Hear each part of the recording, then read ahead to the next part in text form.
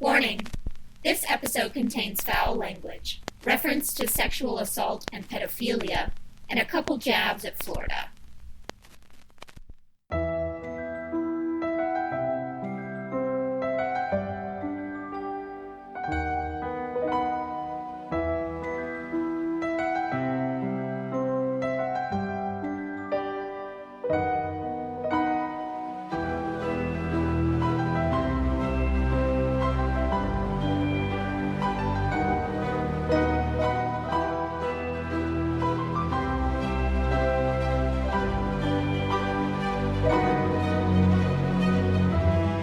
Hi, Weirdos! You are listening to Keep It Weird, the podcast for all things strange and unusual, paranormal and supernatural, fact and fiction, cats and dogs living together, mass hysteria.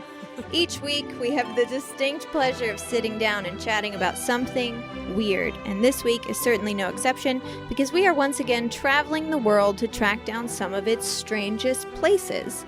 We've seen towns existing on top of never-ending fires, villages where it's rained meat, and ranches that are filled with monsters surrounded by UFOs.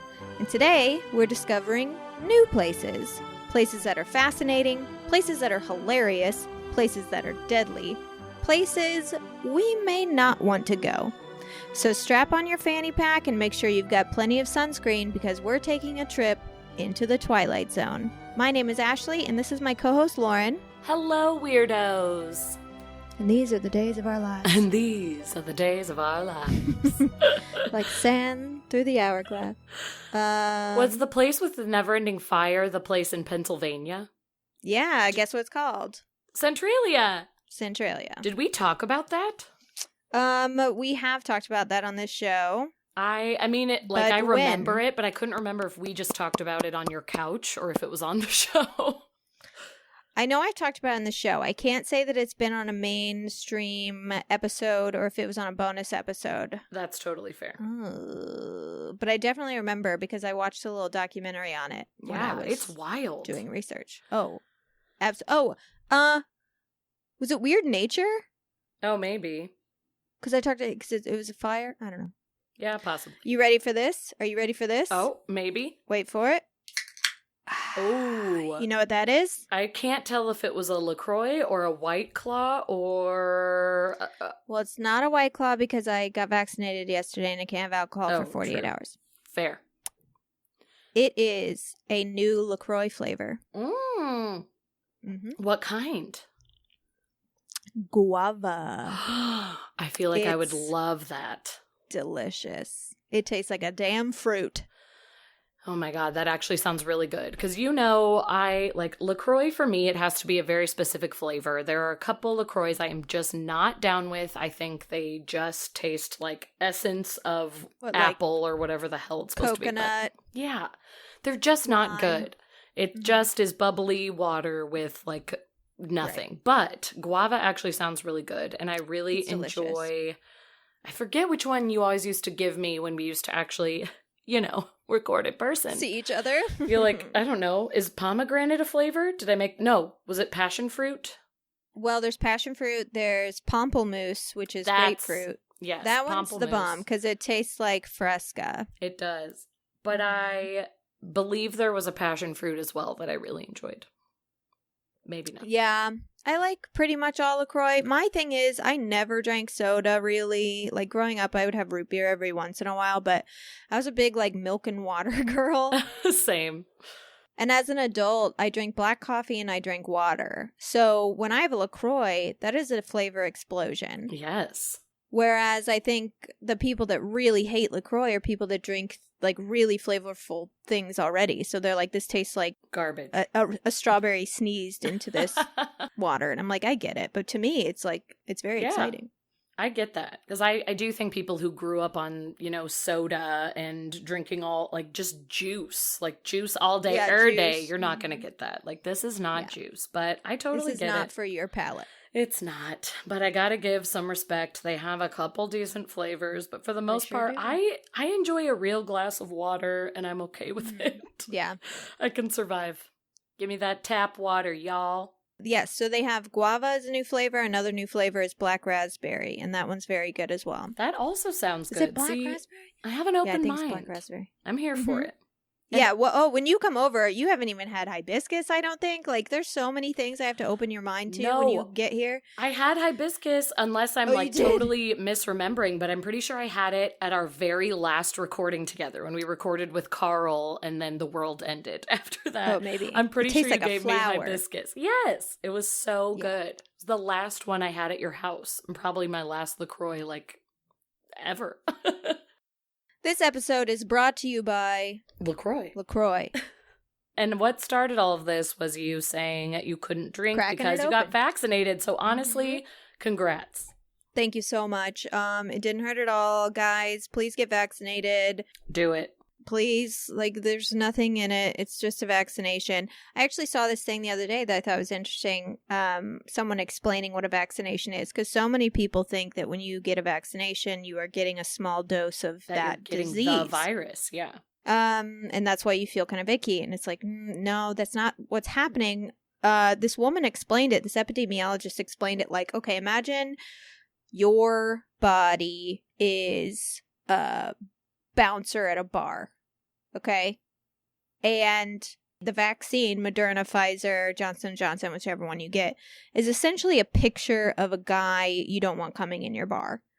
And so it's like a blueprint. It's like a photograph of COVID. Like, it's showing your body what it looks like, so that they're like, okay, so that guy's no good. Like, he's banned. He can't come in. They're like, so you're exactly. kind of just memorizing the code of what the virus could be, but it's not actually exactly. virus. And then the second dose, or if you have Johnson & Johnson, it's all in one dose. But the second dose is then reintroducing that blueprint and going, get them. Yeah, and now so your react. body attacks that photograph of that disease and is able to kill it, and that's why you kind of feel crummy sometimes during your second. Yeah, that's why your body starts to feel a little sick, because then you are it's fighting it off. Your body is fighting off of what it thinks is a disease, but it's not. So anyways, get vaccinated. Don't be a dope. Please don't, you guys. I'm fully vaccinated as of last Friday. I feel amazing. Yeah, you got that J&J. I got that J&J, so I was one and done. And my body did have a very strong reaction. It was a rough 24-ish hours. You had but the flu kind of. Yeah, basically just had the flu. But I mean, I've said it. I feel like I said it on our bonus episode with Amy. I felt like crap, but it was so worth it. It's so worth it. 24 hours of crap, and then I know I'm vaccinated and safe. And then, I got my... I got just the one dose, but then also it has now officially been 2 weeks as of last Friday. So now I'm full vaccinated. Yeah. So you're ready to rock. It's feeling good. I didn't get the blood clots that only 6 people got out of 7 million. So guys, please. I get it. But just I take get aspirin. That there has to after be. You get the. There you go. Yeah, take some aspirin. And I get the fear. If you are prone to blood clots, don't get Johnson & Johnson. I would say that, because it sounds like with the women and the one man who did get the blood clots, it was they had some issues before, and they had a low platelet count already. They already had issues. So if you think you have those issues, then yes, by all means avoid it. But honestly, I'm fine. So many people are totally fine after J&J. So if that is the one being offered to you, don't be scared of it. Just get vaxxed. Just get it. And also, any woman who is on any type of birth control that's I don't want it because of blood clots, you're lying. Because your birth control is just clotting you up. Super high risk. Yeah, 100%. And has been for the 20 years I've been on it. I've been on birth control for a long time. Yeah. When I first got put on birth control, I was lied to. I wasn't told it was birth control because I was so young, because it was for my periods. My periods were so bad. Sorry guys, just 1 second. My periods were so bad, so horrible and lethal that I would pass out in class. Ugh, and the way that you regulate a woman's period is birth control. With birth control. It's the hormones that you need that balance you out, and it worked immediately. So I was on birth control, but I had no idea. And I was 12 or 13. I just knew I had to take this pill to help. No one explained it to you. That's well, nuts. I mean, I think purposefully they weren't like, you're on birth control, because that could have been weird for me, especially going to an all Christian school and like not even knowing at the time what anything sexual was. Sure. I think it was just easier to be like, these pills will help you. Yeah, and then it's like years later, it's like, oh, I'm on birth control. This prevents you from having a baby. And you're like, wait, Yeah. should I be having sex? I'm Should 12. I be worried about that right now? Because I just learned about Moses. So anyways, I'm vaccinated. We're both vaccinated. We've seen my octopus teacher. Our lives, our souls, they're crushed. Yep. Ugh, my octopus teacher is so good. I can't believe no one told me that I was going to be so upset. You must not have read the messages between me and one of our listeners. I'm forgetting who it is now. I'm sorry if it's you. Shout out to us. But we were talking about how octopuses are super cool and smart, but that I still have a fear of them. And I was like, listen, I bawled my eyes out at my octopus teacher. I almost threw up from crying, so I get it. However, do I want one to jump out of the sand when I'm not prepared and suction to my face? No. So I thought you were a part of that conversation. But like, here's the thing. Like, I love cats. Cats are my favorite animal. Do I want one to jump on my head in a dark alley? Scratch your eyes out? No. Of course. So I think you're only human. It's true. Today we're going to some strange places. Oh, yeah. We should get back on track. Sorry about it. Like the ocean. No, we're not going to the ocean today, I don't think. Wait, what are you covering today? Yeah, I guess we should talk about it because now... Strange towns, right? Yeah, I am doing strange towns, but that after you brought up Centralia, Pennsylvania, I was so close to covering that and deleted it because I was like, I feel like we mentioned it before, and thank God I didn't. I'm pretty sure we have. No, I think you're right, because it did sound familiar. That's why I trusted my gut. If anyone doesn't know, these mines caught on fire like 35 years ago, and it's still on fire. It's still burning, and everyone had to vacate this town. But some fucking people still live there. I did read an update. There are 2 people who are still holding on for dear life and still live there. They're like, someone's gonna come in and fix it. I know. They, literally a woman got interviewed and was like, someone is coming, and they're gonna, reinvigorate this town. And I was like, oh, Ethel, find a way to put that damn fire out, that underground fire. People were literally falling through holes in their yard into hell.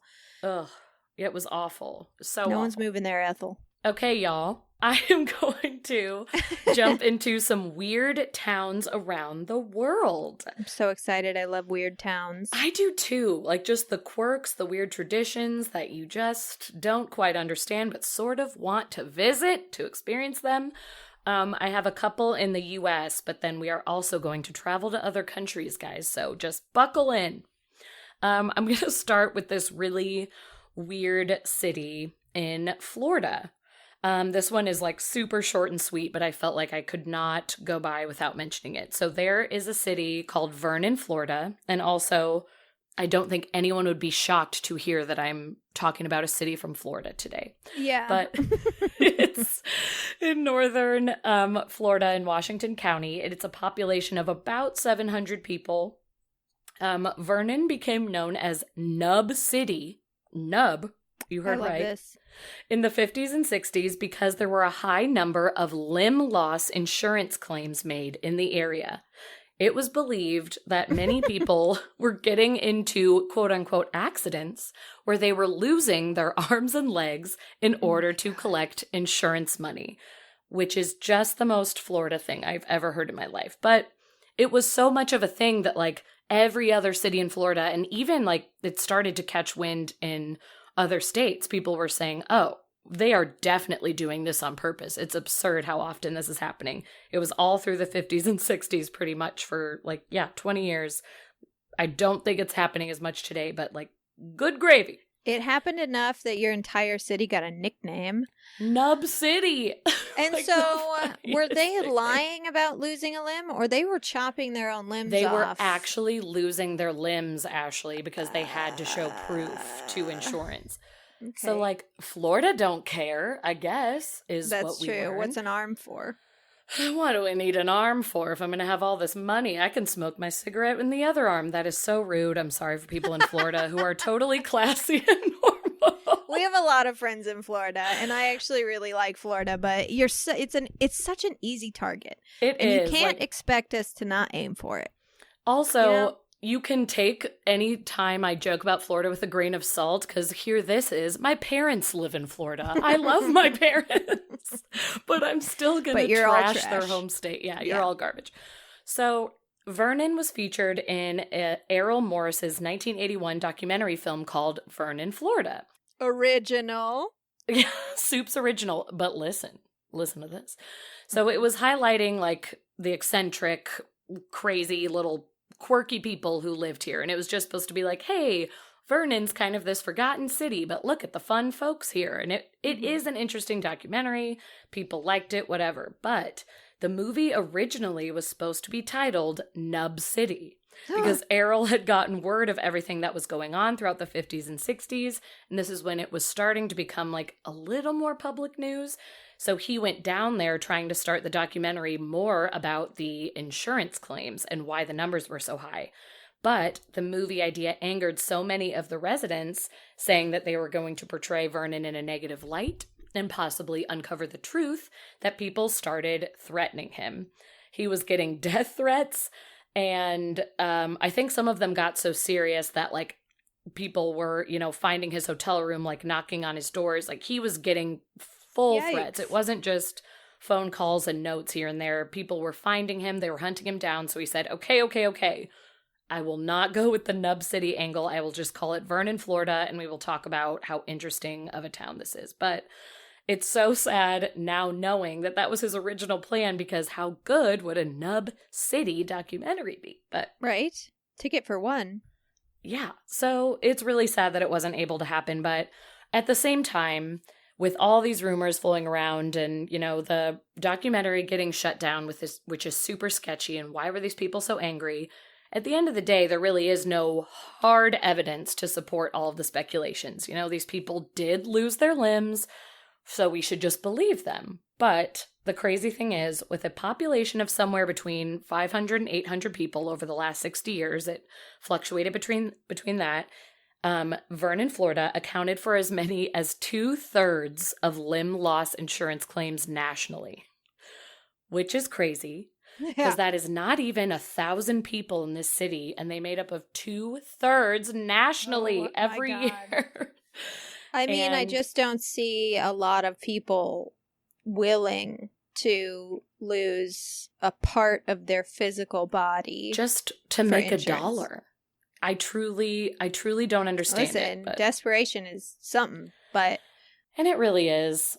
And that's why we've seen a, spike in crime during COVID, because desperation is real. I mean, even in our own garage, like me and Alex have had groceries stolen that were delivered, and Alex got his bike stolen. And, I'm already forgetting the name. It's this thing that can be stolen off of hybrid cars really easily. I got that stolen off my Prius the one time I parked on the street. I always park in a locked garage, but I parked on the street once and had this thing taken off of my car that basically stops your engine from being muffled. So Priuses are known to be silent, but it started going, rah, rah, rah, rah, rah. And I was like, hello? And I went to the mechanic, and he was like, oh yeah, you got your catalytic converter. I remember the name.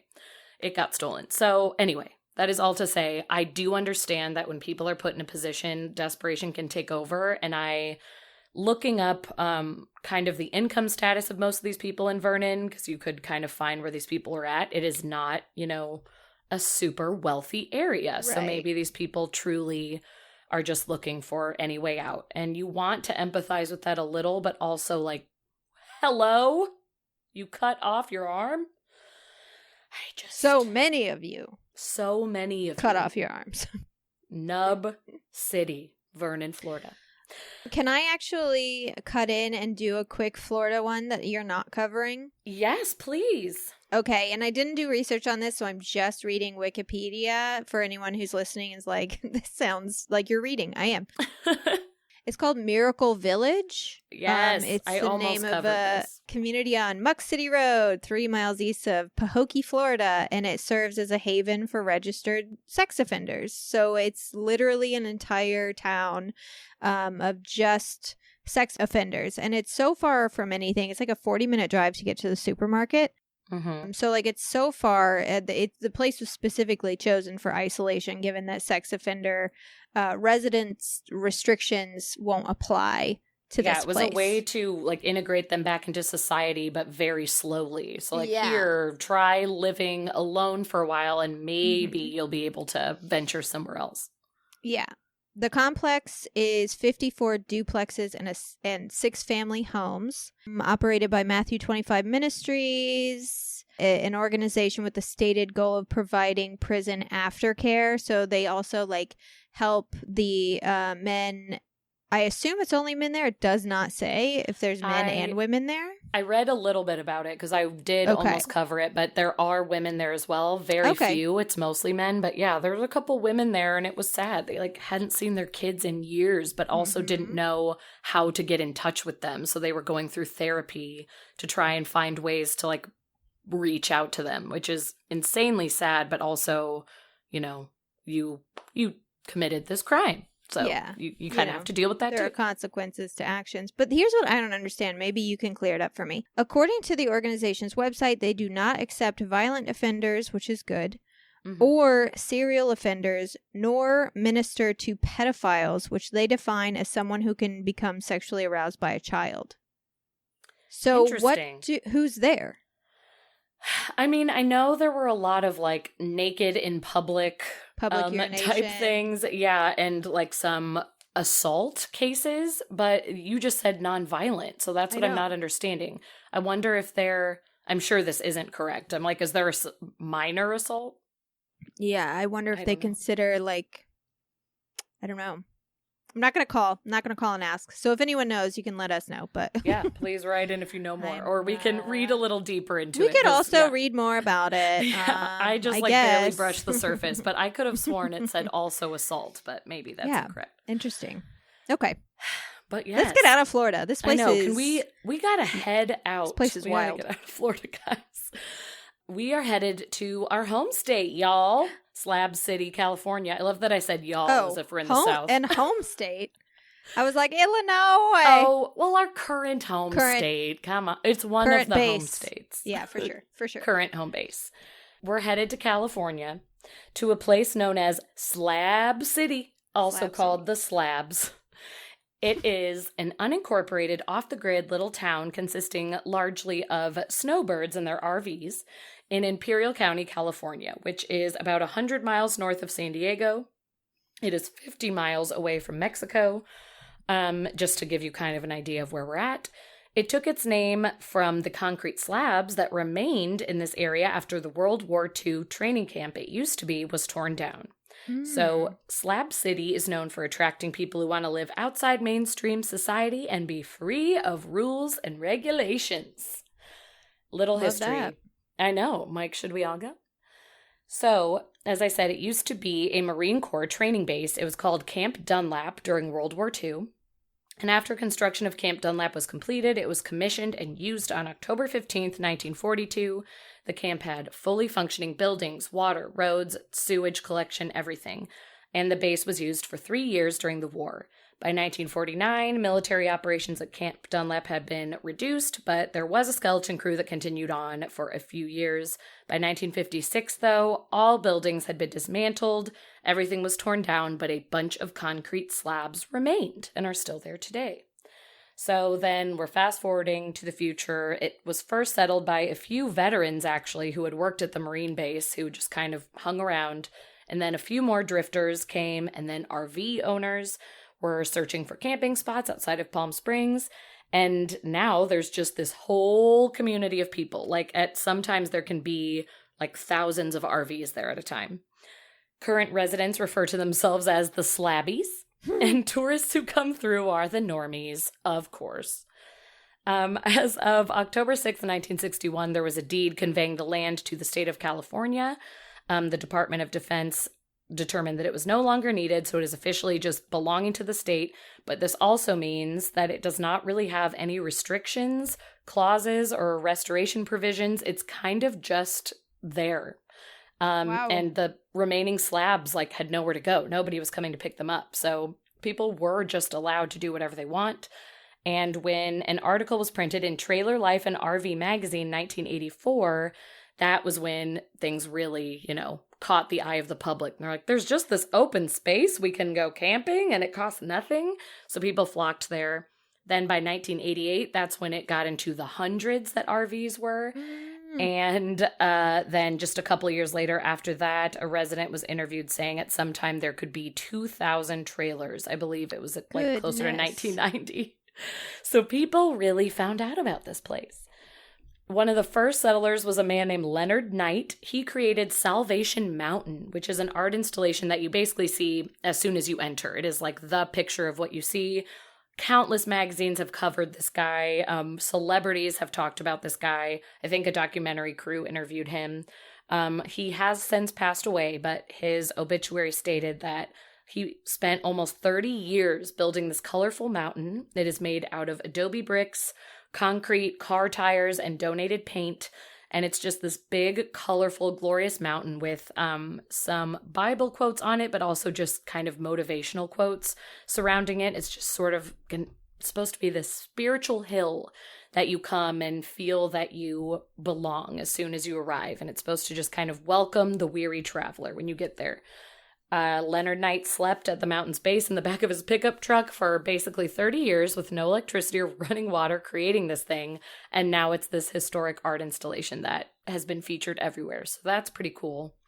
And also nowadays, there is an open-air nightclub complete with flashing lights and speakers where there is live music and dancing. And all of the seating is old couches and antique chairs that have been brought in or found or that have fallen off people's cars on the highway, which actually sounds kind of cool, and I wouldn't mind checking it out. But Slab City is basically known as Squatter's Paradise.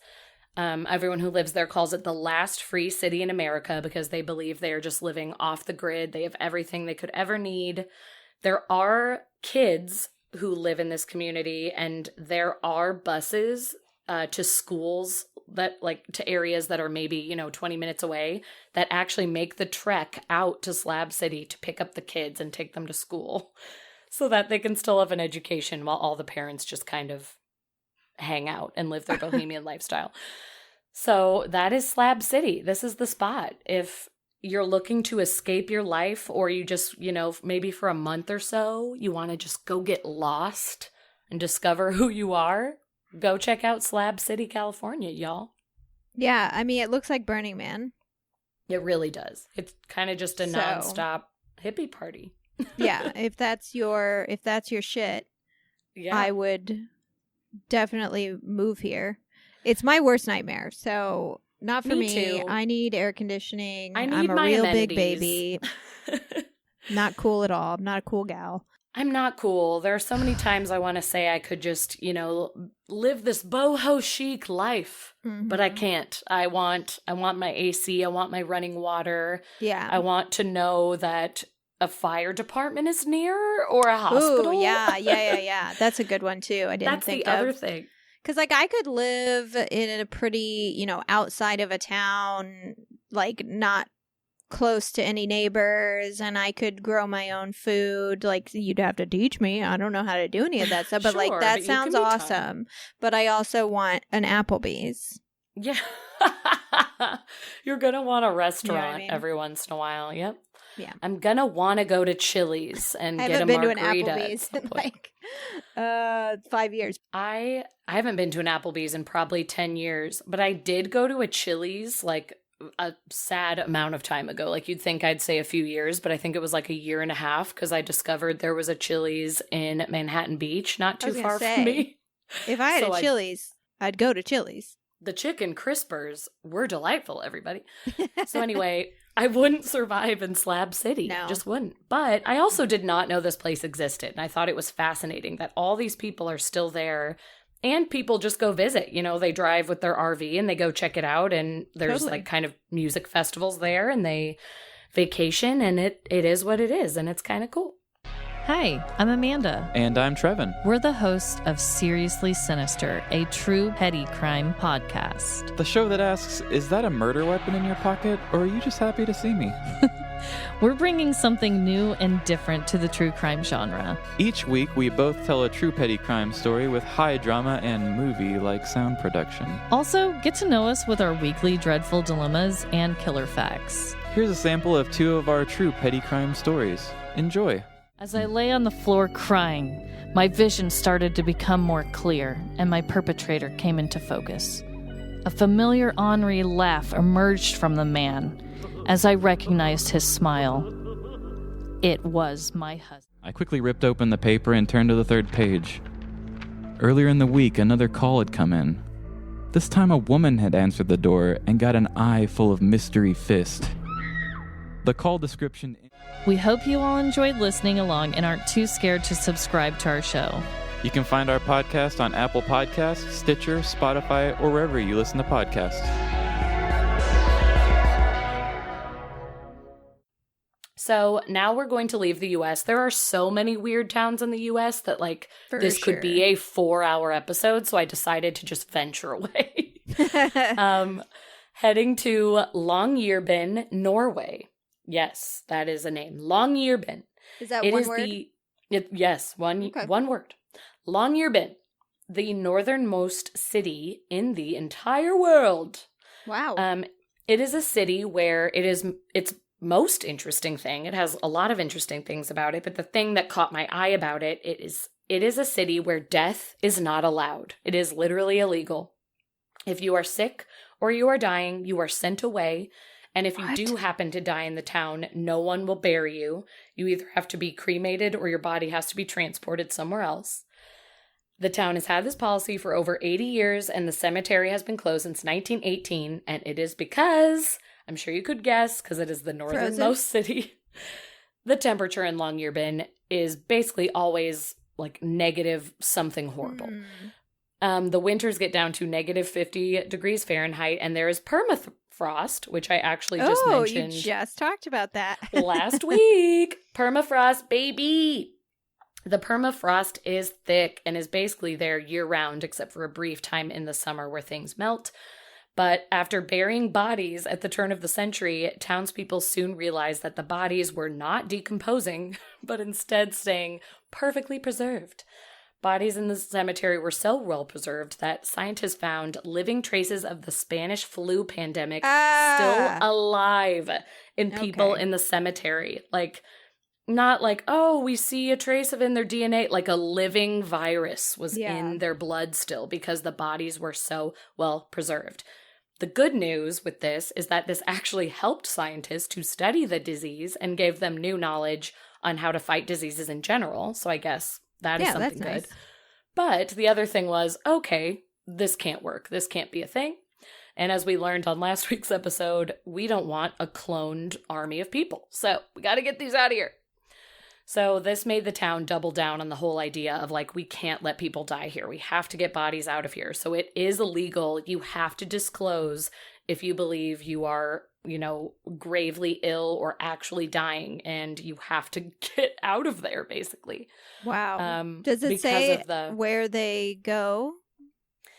It didn't say. I assume you can go to other places in Norway because, you know, the whole country of Norway isn't this way. So I assume you just kind of get picked up in a helicopter or plane and flown a couple hours away. I didn't know if there was like a special cemetery. It's like for the people of Longyearbyen. People of Longyearbyen. Yeah. I don't think it's one specific cemetery. I think it's just like, get the hell out of here and go to the mainland, to other areas of Norway. Okay. But this, Longyearbyen specifically is just so cold and crazy. Wow. So a couple more fun facts besides it being illegal to die is that the whole town is on stilts, basically, so that when the permafrost does finally melt for that very short period of time in the summer, no one's homes will be flooded and filled with water. So that's actually very smart. Snow scooters are the main mode of transportation, which I think is so fun. They try to always have about 4,000 scooters on hand, which means that every resident should be able to have 2 or, at least have the option of having a backup because there's about, 2,000 people in the city. So that is the main mode of transportation is scooting around through the snow. And also, while you're scooting, you're probably going to see a reindeer because they love to just hang around in the middle of the street, in the middle of yards, next to windows. And what I enjoyed learning was they are super docile. There are really no predators nearby that are going to come after them. They aren't predators, so they're just chilling. But there are polar bears also that exist. And the amount of polar bears in Longyearbyen is basically the same amount as people in Longyearbyen. Sure. So there's somewhere around 2,000 residents. There's also somewhere around 2,000 polar bears. So these bears, as cute as they are in the Coca-Cola commercials, they're going to rip your damn face off. So they're dangerous. Everyone is very scared of them. And actually, most people in town carry guns around just in case they encounter a bear. And all of the businesses in Longyearbyen just require that you check your gun when you walk in the door of any establishment. They're like, hey, I get that you need one when you're outside. Don't let them polar bears get you, but you have to turn it in when you get there. And you also, at most places, have to take off your shoes. It is custom in any home, in most businesses as well. I guess maybe not if it's a dive bar, but also maybe so. I'm not sure. But you take off your shoes because of all there's not that many. I know. Also, it's not a huge town. So probably not. But they ask you to take off your shoes because you're tracking in, the snow and ice and all of the cold.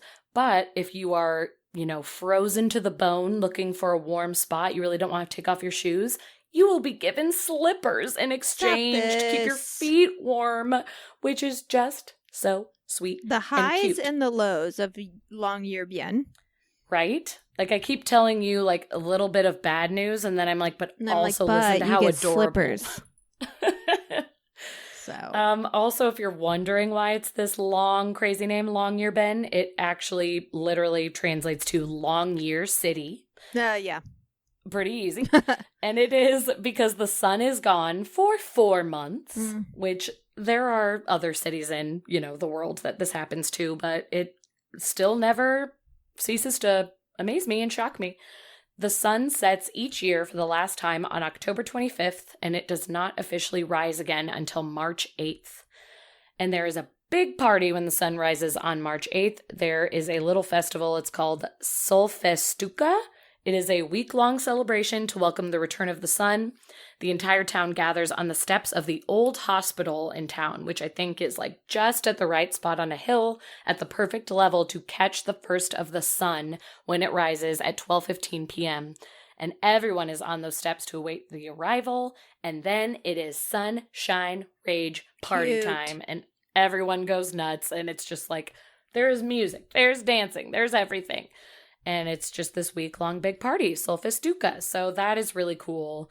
I actually wouldn't mind traveling to this place. I know I would be cold and probably terrified, but also I'm very curious about all of it and kind of want to ride on a snow scooter. So that is Longyearbyen.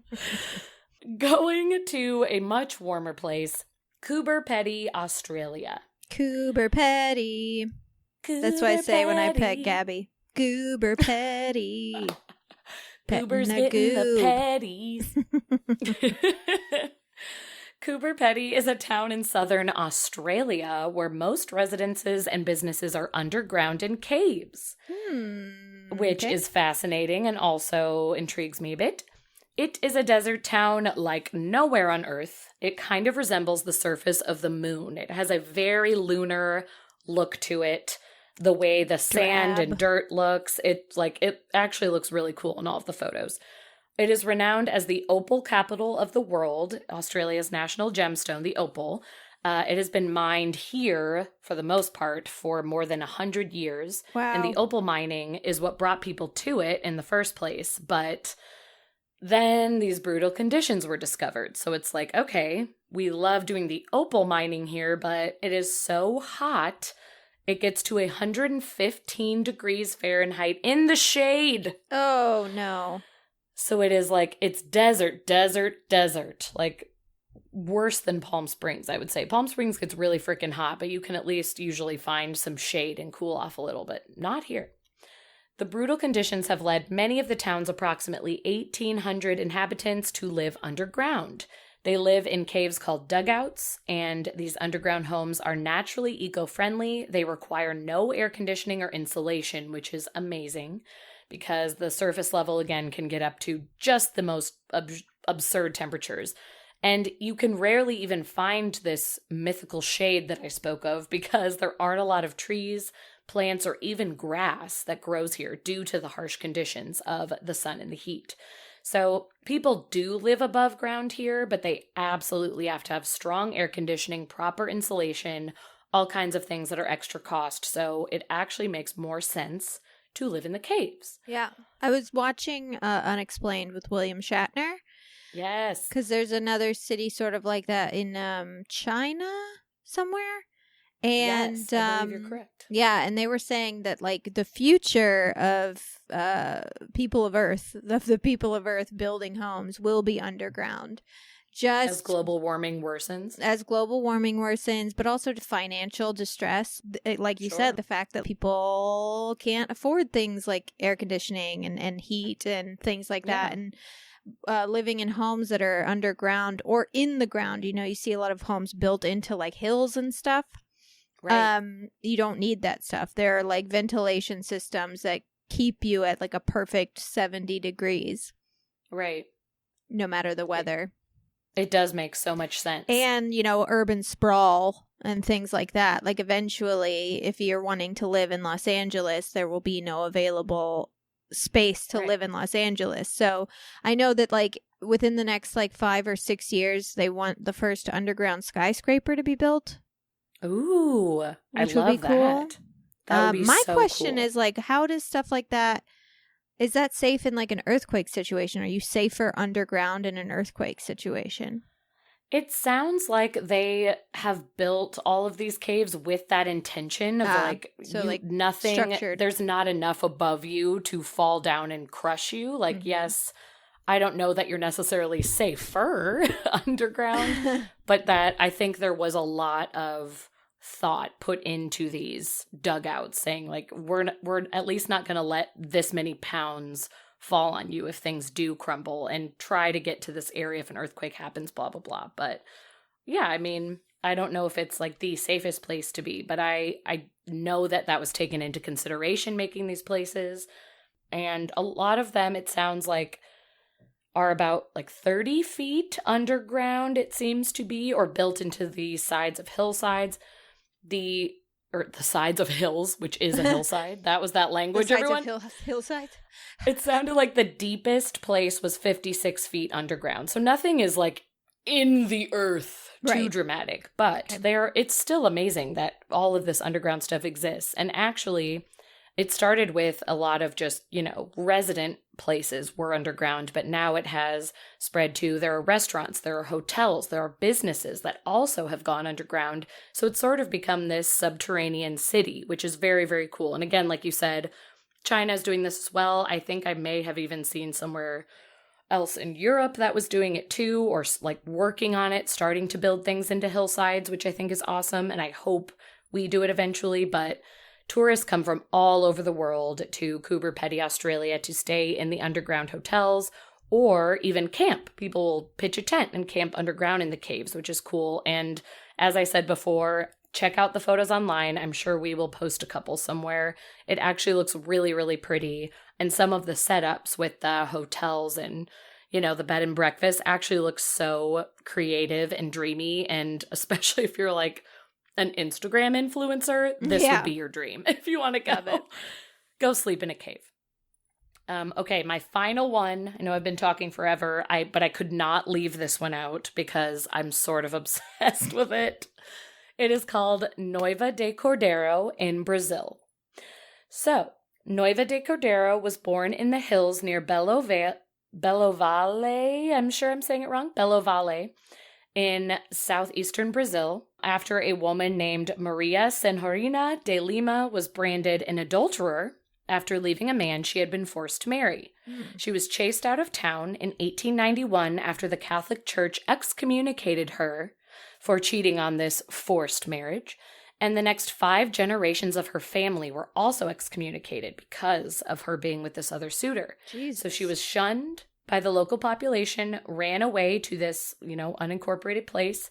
She and the other women who subsequently went to live there as well because they were vilified as loose women and called prostitutes even when they were not, all came to this place to isolate themselves from the outside world, and they started a woman-only city in Brazil. Okay, yeah, I'll go there. Everything run by women, the government by women, every business, all the food, all the everything run by women. Wow. So this was going on for quite a while, them kind of getting things off the ground, building homes, building businesses, making things happen as badass women do. And then they realized, okay, as much as we want to just be women, there were a few of them who were like, hey, listen, I'm straight and I do want a man. So one of the women did marry an evangelical pastor at one point. She was either 16 or 17, so also like... Someone's always got to ruin it. I know. Somebody has to come in, usually a dude. I'm sorry, there are many straight lovely people men in who listen to the general show. Are the worst. Yeah, also, just straight people. So this pastor comes in. His name is Anicio Pereira. He marries this woman and he founds a church in this community. Because he's like, hey, I love what you're doing, but I want to bring a church here. Hey, I love what you're doing, but just like Christians do to everyone, I'm going to come in here and I'm going to make it hell on earth. I'm going to ruin this right now. Ruin whatever you have going only on. Christianity can. So just scoot on over, ladies. He proceeded to impose strict puritanical rules, banning them from drinking alcohol, listening to music, cutting their hair, or using any type of contraceptive. So he just straight up ruined what they had grown. Not surprised. Thank goodness, I shouldn't say thank goodness for the death of a human, but sorry about it. Anicio died in 1995, and the women all said, we are never letting a man dictate how we should live again. And one of the first things they did was to dismantle the male-biased organized religion that he had set up. They tore down everything that he had spent like 20 years setting up. They were like, get out of here. We're not doing this. If people want to be spiritual and go to church, they can, but they are doing it on their own time, the way they want to. If you want to get married in front of your friend instead of a priest, you can. Do whatever you want. Everything he said is gone. And that is how they lived ever since 1995, when that idiot left. And the women are allowed to still invite men into the town, and they can even venture out to find a partner if they want. But the only men allowed will be men who want to follow their rules and live the way these women say. The men will not be in charge, and this is my favorite part. They have to find work outside of town during the week, and they can only come back on the weekends. Weekend only men. This is a dream. There are about 600 women living in this town, most of them between the ages of 20 and 35. And again, we're either going to post pictures or Google this place. They're all stunning. It is like almost so funny that they're all just living in this town alone, because straight men would just be drooling. Like the most beautiful women you could ever imagine, all really young. A few of them are married and with kids, and they were able to find good men who were like, hell yeah, I'm about this. I'll do this. So they're allowed there. But a lot of the women are single. And to be honest, most of them are perfectly happy. Sometimes marriage is on the brain, but other times they're perfectly content because they love this peaceful community they've created. A lot of the women, when they've been interviewed, because of course reporters and documentary crews have gone here like, what is happening? I'm obsessed with you all. And they've been quoted as saying, there are just a lot of things that women do better than men. Our town is prettier, it is more organized, it is more harmonious than if any of the men were in charge. When problems or disputes arise, they resolve them in a woman's way. They try to find consensus rather than conflict. They aren't starting wars, they aren't starting fights. They're saying, how can we compromise? Let's try to get to the same place. Also, there's a lot of sharing, including the land that they all work on and live on. There's no competition for the land and for the space. It's just all for one for all. just so much community. And women, I do feel like in general, obviously there can be pettiness and cattiness with every woman, but there is something about like sharing. And I always think of, this is such a silly example, but like a woman who starts her period in a public bathroom and needs a tampon and a stranger offers her a tampon. I always love those moments because it's just like, yes, girls, we got each other's backs. Yeah, I mean, it's like it's a level of empathy that we have just naturally built into us. Yeah, we're all connected in that way. So the women really come together in the town, and a lot of them just love with the way that it's run and don't necessarily need to seek a mate because they like how it is. And that is Nova de Cordero, Brazil. And I love that it exists. Buy my ticket. And if Alex ever pisses me off, that's where I'm headed. Joe can come. He just has to find a place to fucking work Monday through Friday. I know. They can only come on the weekends. See you on Saturday. Thought that was really cool. I love that. I am obsessed with that place as well. I'm glad you didn't cut it. I'm going to Mexico. Yeah. Oh, I'm so excited for what you're covering. Mexico. I just remembered. I'm so ready. There's a real weird place in the Chihuahuan Desert in northern Mexico, and it is known as the Zone of Silence. Or, sometimes, the Mapimi Silent Zone, because it's located on the now Mapimi Biosphere Reserve. And the Silent Zone is an area where radio signals don't work, compasses spin out of control when placed near the ground, strange biology abounds, meteorites and rockets seem to randomly crash here, and oh yeah, UFO sightings and close encounters with extraterrestrials are reported constantly. Of course they are. Of course. I'm not surprised. So this place is legitimately very weird. I'm just going to go over kind of the history of it, what happened here, and all the high strangeness that has occurred year to year. So throughout the 20th century, when people started paying attention to this place, large meteorites landed in southern Chihuahua near the zone, with 2 even falling on the exact same ranch, one in 1938 and one in 1954. A third one fell in 1969 in the Allende Valley, just to the west. Locals said that the noise of it entering the atmosphere woke people up. People for miles saw the light and heard the tremendous noise of the crash, which even broke some windows in the area. And this meteorite attracted the attention of scientists from around the world because there's just an unusual amount of very large meteorites that seem to have crashed in the same area, which is interesting. Okay. Yeah. So in 1966, it was named the Zone of Silence. A company, Pemex, which is a national oil company, sent an expedition to explore the area. They were looking for places that they could get oil. And the leader of the expedition, Augusto Harry de la Peña, was frustrated by the problems he and his team constantly were having with the radio communication. It just didn't seem to work there.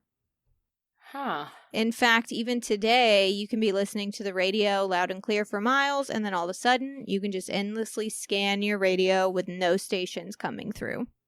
So it just cuts out when you're in this area. Radio signals just sort of get jarbled in this area. And people attribute the disruption to subterranean deposits of magnetite and the debris from the meteorites that's just scattered everywhere because so many have hit. Right.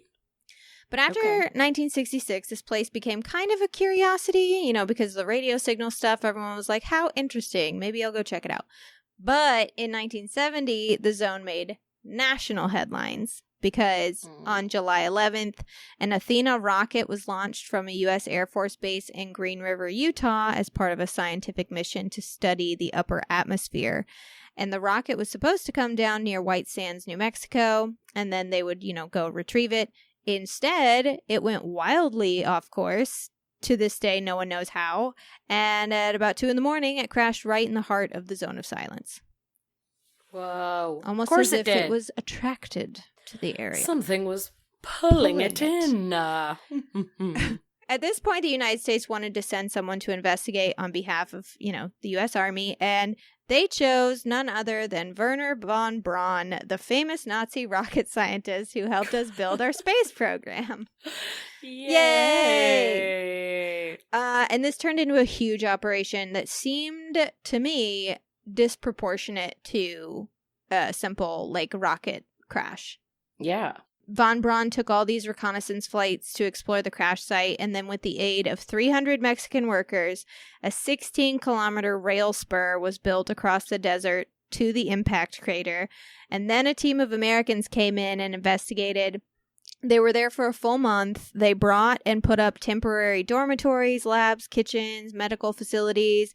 They even built a runway for small planes to transport cargo directly to Houston, Texas. Oh, wow. And by the rail system they built, they hauled away tons of debris as well, until it was literally all gone. There was no evidence left of the 5-story, 7-ton rocket, or the impact crater, or the rail spur they built. They cleaned up every last piece of everything and left. Jeez. And I know it was a freaking rocket into foreign soil, so that's pretty serious. But the fact that they came and swooped in, built all these facilities, it was super secret, took every scrap with them, and then they were like, "It's nothing. It's nothing. Don't look over nothing. here. Don't look at me." Yeah, it seems a little weird to me, but I don't know. Yes, that's bizarre. That raises some flags.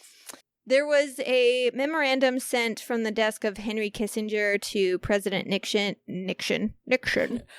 Nixon, about this that refers to it as an abnormal re-entry into atmosphere, and that was all that's been said about it. I'm sure eventually one day we're going to get some declassified CIA document, but this is all that we have record of. And but also this memorandum happened to state that the rocket was carrying 2 small vials of cobalt-57, which is an isotope used to enhance radioactive fallout with the intention of contaminating large areas of land. Not great. No. America. I don't love it. But this rocket crash sparked up pretty high interest in the area, and a few years later, the Mexican government created the Mapimi Biosphere Reserve. And the reserve has a research station. It hosts scientists from around the world, many of whom are biologists who are there studying the unusual plant and animal life of the area. What's unusual about them is that they are fat, baby. They're chubby. They're big, big boys. Oh, my. They're big. Oh, little chubs. Just more robust than populations outside of the reserve. Flowers and cacti are bigger than others of the same species. There's also a strange purple coloring on the cacti and flowers, on the stems. Most of the time they're brownish or green, and they're purple here, which sounds pretty. Okay. They are very pretty, but at the same time, it's is this radiation? Right. Is this okay? I should be worried. Specific interest has been focused on the gopher tortoise, North America's largest land reptile, who's even heftier in this area than he is in the other areas in which he lives. Another interesting thing about this area is that there's a larger area extending to the northeast that at one time, millions of years ago, was under the sea. So you can find all kinds of seashells and salt deposits there, as well as fossils of ocean life. Oh, wow. In the middle of this desert, which I just think is so cool. That's so cool. I would love to see that. Well, you can't, because people are warned not to go there, because it's supposedly riddled with old mine shafts, and due to the moisture that the soil retains there, it's really, really difficult to drive. Honestly, to me, I read all that and I was like, that sounds like a front. It's like in Close Encounters where they tell everyone there's a gas leak that will kill you to keep them away from Devil's Tower. Yeah, it's just trying to keep us away from finding out the truth. I know. What do you got? What do you got in there? Dang it. What are you hiding? For generations, strange stories about this area have poured in. Encounters with strange beings, an unusual frequency of meteor showers, unidentified lights in the night sky, obviously. People have seen everything from crafts to strange moving lights and even fireballs. Sometimes people have reported seeing flames rolling down the sides of mountains and disappearing. Whoa. There have been a number of reports of either isolated ranchers or lost visitors running into tall blonde beings. Excuse me? Lest we forget. Tall blonde beings? This is Mexico. What? So Wait. Tall blonde. There's no other description other than tall blonde beings? Well, Are these just like supermodels from space? Kind of. Basically, the tall blonde beings, they're almost never seen alone. It's always a pair of them or two pairs of them. They speak perfect Spanish. They just ask for water. Usually if they do speak, they ask for water and then they're on their way. Some people have literally said they disappeared, not like right before their eyes, but they were like, here's some water. And then they like turned and they were talking and then they looked back and they were gone, but there was like nowhere they could have gone. It was like, what the fuck was that? Damn. Yeah. What just happened? A couple people have actually spoken to them more, like asked them where they come from, blah, blah, blah, blah, blah. The only answer that's ever been given, supposedly, is above. Like space. They just say above? Huh. Which kind of, to me, just seems like two old California hippies are living out in the middle of nowhere, and they're like, we're going to fuck with everybody. But... We're going to say above. Above. The higher being sent me down, man. This is actually something we're going to get more into in a few weeks when we have Caitlin on. We're going to talk about alien races, including this race, which are known as the Nordics. Oh, boy. There is one family there who are hoping to make the Zone of Silence a popular area for visitors. Like, people come occasionally, obviously, to check the place out, but it's in the middle of nowhere. There aren't, like, hotels anywhere. The people that do come are pretty awful. They leave trash places. They trespass on people's private property. It's bad. So, this guy, Benjamin Palacios, and his wife... fun fact, first of all, his very own father was the mayor at the time of the rocket crash in 1970, and he was the man who greeted Werner von Braun at the train station when he landed. Wait, the son was the father of this guy. Okay, he greeted him when he arrived. Oh my god. Definitely connected to the history of this place. But he and his wife want to build a series of cabanas and offer tours of the area, and they kind of feel like, one, it's an opportunity to get more people in the area, which means there's more opportunity to make money, et cetera, but also like it kind of controls the people coming in and out. You could tell them where they can go, where they can't go. You can remind them to clean up their shit and like teach them to respect the area. So I think it's a great idea. Yeah, it gives them the power a little bit while letting people in. Mm-hmm. And, like, they just seem very cool, and they seem very connected to this place. They themselves have had many unexplainable experiences. For example, Benjamin said, when I was 12 years old, a light appeared from above and completely encircled us. I was traveling with my brother in the zone. We didn't know what was happening. When we got back to the ranch, we realized we had lost 2 hours. Whoa. They have reported many instances of abnormally large flora and fauna to the reserve, and according to Benjamin, he has never been sick. Never been sick? He's never been sick before. Not even a little cold? Nope. Okay, well. Sorry, he believes it's because of the zone. That there's something about the area that I believe that. Protects him. That is crazy. And I mean, even that story about them losing the 2 hours of time, it's like, okay, is this just an alien-run zone? It is. It's just blonde supermodel aliens who occasionally need to ask them for water, but are in reality standing on top of a hill monitoring all of these folk. Yeah. That's wild. His wife even said, the zone has been very good to our family. Our daughter, Alejandra, and her husband could not have children. They tried everything. They went to all the doctors. They tried in vitro. Nothing took. When they came to the zone, they conceived. Like, immediately. Okay. And then 2 years later, they wanted to have another kid, so they returned and conceived again. Well. Which, I Chihuahua. Heating up. In the zone. The zone is heating up, y'all. Bring your sexual escapades to the zone in Mexico. This episode should have been called the Fun Zone. This is the Fun Zone, you guys. We found it. Mistitled the last one. Let's bring it over here. If I don't call this episode the real Fun Zone, I'm never going to forgive myself. Then we shouldn't even be podcasters. We've missed our opportunity. Oh, that's so funny. But also, every time you tell me these stories, because Ashley, you are the queen of alien stories. That is like why we started this podcast. I just hate that there are even other theories that exist, because honestly, it's aliens, and if you all disagree, you're wrong. You're wrong. Aliens are running this zone in Mexico, and if you want to have children, the aliens will allow it. Yeah. There's no other explanation. None of anything you said makes any sense. Well, if you ask the Mexican government, the United States government, or pretty much any skeptic, they will tell you there's nothing going on. There's nothing weird about the zone. Radios work fine. Compasses are fine. They didn't build this reserve because of the rocket crash. And the strange lights seen there are common desert phenomena, much like a mirage. There's nothing going on there. Idiots. And that, I guess that could be true. Like, obviously, people have had strange things happen there. The biological life there is obviously very interesting. Interesting enough to have researchers from around the world come to, like, check it out.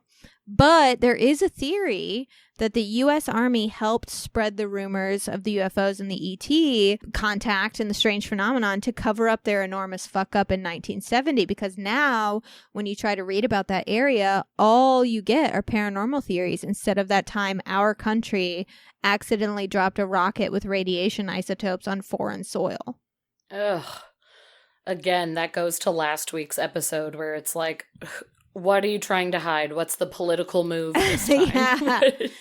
It's hard Are you to tell. cloning an army out of permafrost, or are you hiding something?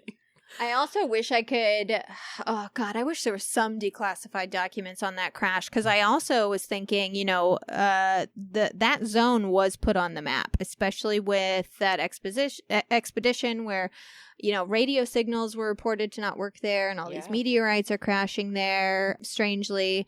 And I was thinking, like, wouldn't it be crazy if the United States purposefully crashed this, you know, accidentally crashed this rocket there so that they could research the land and what's going on there.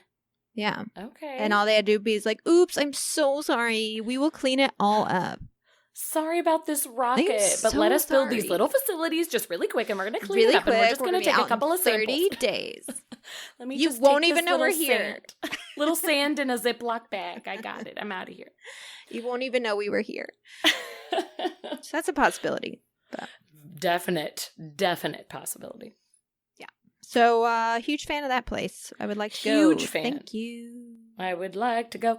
Is there, okay, you said you can't actually visit it. Can you get anywhere Well, I think you near it? can visit it. It's just a matter of, like, if you had a van that you could sleep in or something. Or, yeah, you just see, I can't, don't know, like, stay the anywhere climate or, like, I really don't know, like, how hard it would be to camp out there, if it would be miserable. I don't know. Right. But it's not like, there's not, like, huge gates up that are, like, you can't come in here. Sure. So you can, I believe you can just go there. And it's not mapped out either. Like, the zone of silence, it isn't like you're entering the zone of silence. Now you're leaving the zone of silence. Right. But I just think that it's not a full tourist destination because there is nowhere to stay and there's nothing around. It's not like, well, we'll stop by the zone of silence and then we'll go to Applebee's. And then we'll go on to this lovely resort. Yeah. No, I was more asking, not that we should ever do this because we may put ourselves in danger, but I was like, if you and I rode out there and slept in a car, could we, is more what I was saying, and see, make this happen? Do our computers die? Do our phones die? Does any of our paranormal equipment die? Like, what? I kind of just want to test it, but then at the same time, like you said, if we end up just being like out there sweating and abandoned, then what's our game plan? So maybe it's not great. Well, let me see here. I'm going to see more. Let's see what our drive time is. It's only 16 hours. You know, that's real quick. And we only have to drive through Ciudad Juarez. So that's the most dangerous place on the planet. And we just have to drive through. It'll be really easy. To young, stupid women, I'm sure we wouldn't look vulnerable or available for violence in any way. Whites. The whites. Okay, I don't think we can go, but I'm intrigued by it. Yeah, but if anyone does go, take some pictures. And that's all the time we have this week for Keep It Weird. Thank you so much for listening to our show and hanging out with us every single week. We are very blessed. We love you. Please join us next week as we discover even more creepy and weird places. And then you have about 24 hours from the time this episode is released to potentially get in a question for our next guest, Chloe, the host of Stripper Stories. We're going to be talking about sex. And I am so excited. I am so excited for this episode. Please submit questions because we are going to go in. Yes, we are posting about it on our Instagram, but this is sort of a last call. So if you hear this before, say, 8 p.m. on Saturday, May 1st, 2021, send us any questions you have about stripping, sex work, fetishes, kinks, relationships, working in a club environment, sexuality, anal. We don't care. Send it in, and we might ask it on the show, which would be very exciting for us and you. Yes, please. Follow us on social media at Keep It Weirdcast on Facebook, Instagram, and Twitter. Head to iTunes and rate our show 5 stars, please. Make us look good. Head to our Patreon, patreon.com/keepitweirdpodcast. If you want to donate some money to our show, you can donate $1, $5, or $10 once or monthly. And with that, you'll get access to bonus episodes, discounts on merch, and a newsletter full of cool horror movie and TV news, strange and spooky stories, and be in the know on upcoming ideas that we have for the show. You can also buy a t-shirt, tank top, hoodie, or sweatpants from our Etsy store at www.etsy.com/shop/keepitweirdpodcast. What's our sign off today? Welcome to the fun zone. We got fun and aliens. Oh, it's so funny because last week was the fun zone, but damn, you really brought it. We found it though this week is the thing, and last week it was called the fun. It was an ironic name because it was a real bummer. And this week we found the fucking zone. Get in the zone, silent zone, silent zone. We got something in there. That's enough for him. Keep it weird. And keep it weird.